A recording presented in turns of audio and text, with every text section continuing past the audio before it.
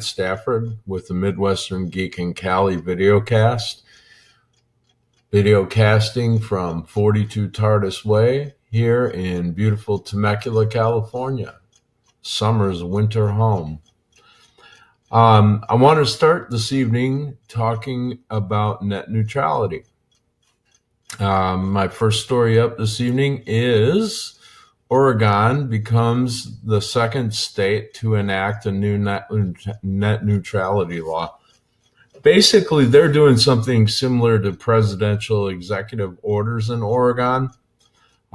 They have enacted a law signed by the governor that forbids the state government or state agencies from doing any contracts with internet service providers that refuse to adhere to the principles of net neutrality. In other words, ISPs in the state have to follow net neutrality principles before they can get any state contracts in the state of Oregon.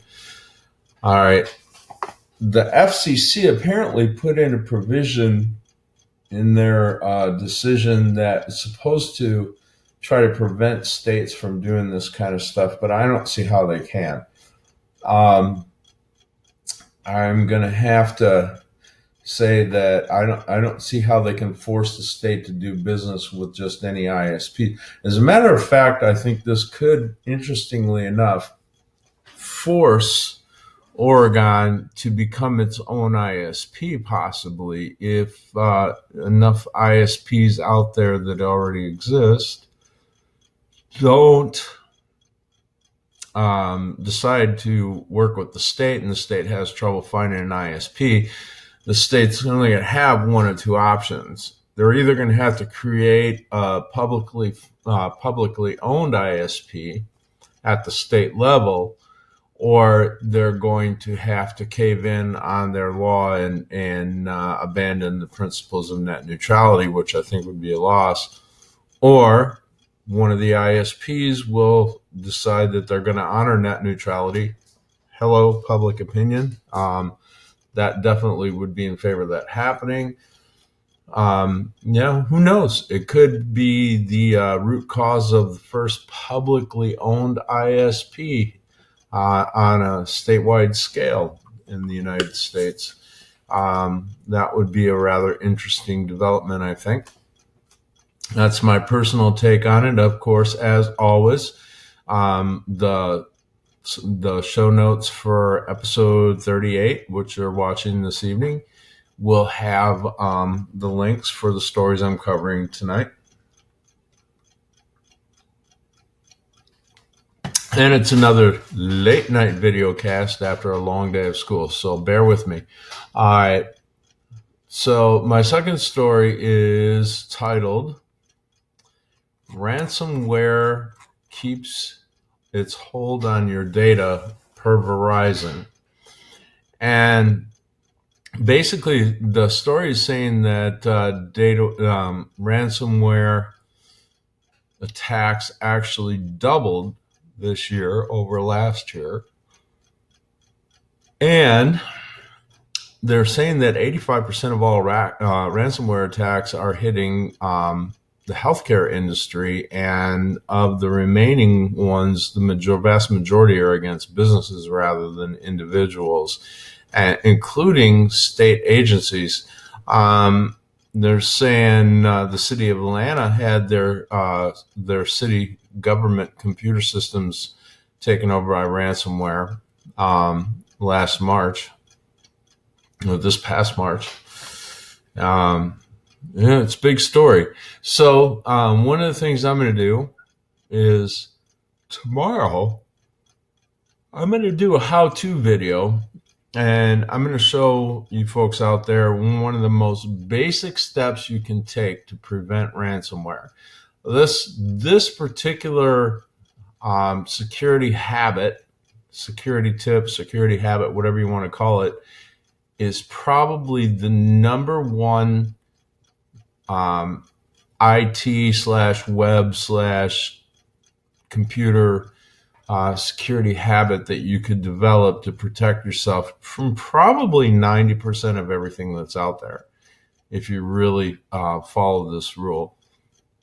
So again, I'll be doing a how-to video tomorrow night on how to prevent things like ransomware and that from getting in your system. And if you feel the urge, share it far and wide, but definitely take and watch. And look forward to that tomorrow evening. My next story is a little more fun. Oh, sorry. Late.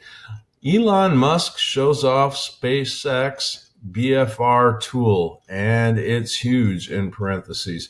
Basically, what they're showing off is the carbon fiber mold for their next large rocket, the one they actually want to use to Mars, go to Mars. Now, the SpaceX Falcon Heavy is the one that they put the Tesla Roadster on, and that's a pretty big rocket.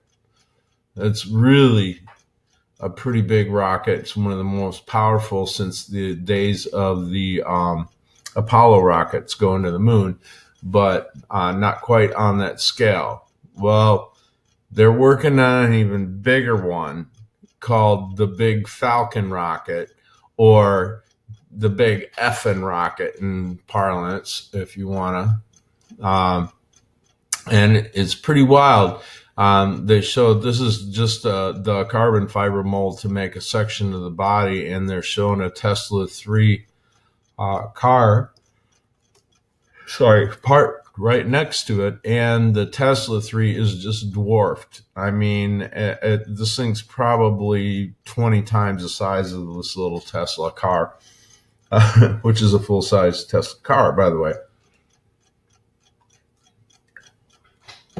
So that's definitely a story you're going to want to take a peek at. The picture's fun, if nothing else, but the story's interesting too. Once this is actually in production, it'd probably be one of the biggest American-made rockets since Apollo, if not on a par with the Apollo Saturn V boosters. Looks like it's going to be pretty close in size and power. So pretty interesting development there. The next story up is titled "The Emerging Plan to Save the American Labor Movement." They are turning to some completely different ideas on how to do organized labor in the United States. And it's got to happen because unions in this country are just getting their heads handed to them. I mean, we're down from 34% unionization in the 70s down to about less than 10%. I want to say 7% maybe currently, modern day.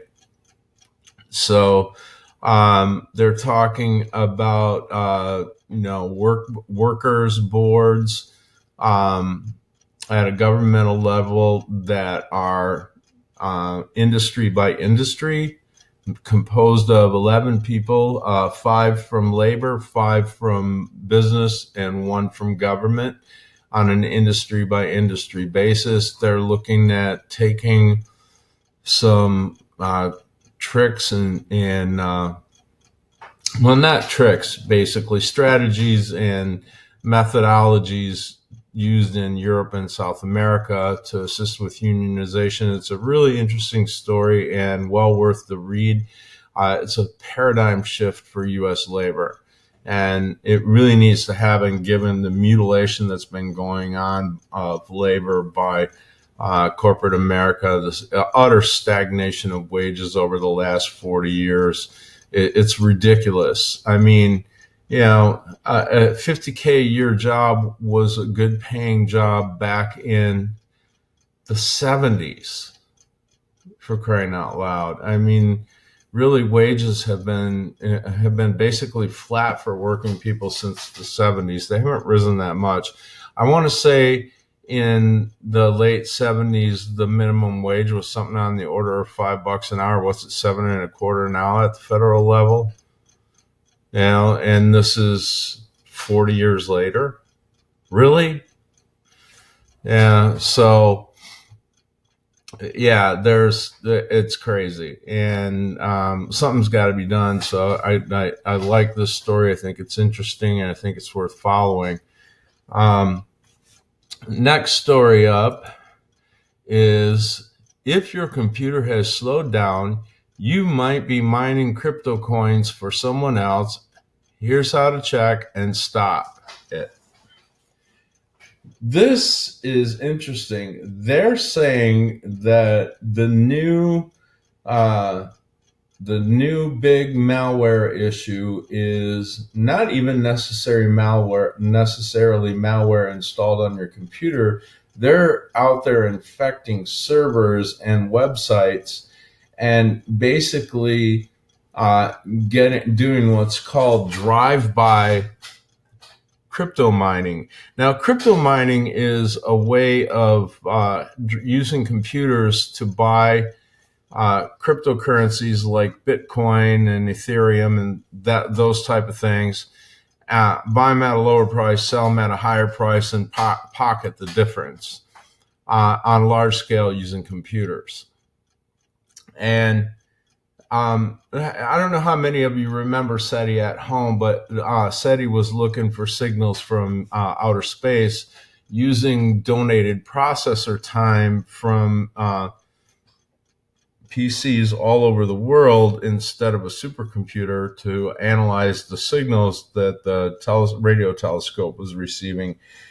This was a voluntary thing. It was a part of a program and a screensaver. Well, this is not voluntary. This is sneaky.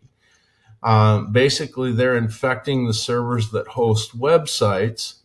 And if you visit one of these websites without knowing it, while your computer is on that website, it could be running this program in the background for them without you even knowing it, doing work for these crypto miners.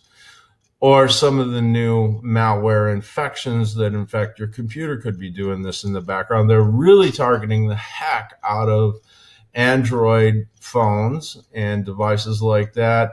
And they've actually been able to, they've used some people's phones so hard they've bricked them. You know, like burst the battery from overheating and brick the phone. In some cases, and it's really kind of wild. And it's not like trying to steal your data. It's just using your processor to do work for them, because they will burn up some video cards and processors on their own equipment trying to do this kind of computing, because it's heavy duty computing. So what they're doing is distributed computing on the sly, and it's really something else. It's quite a story. So I encourage you to check it out.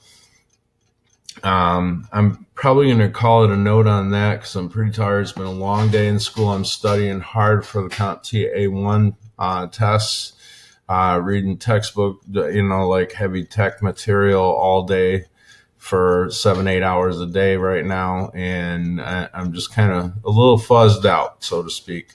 And the hot tea isn't cutting it. So,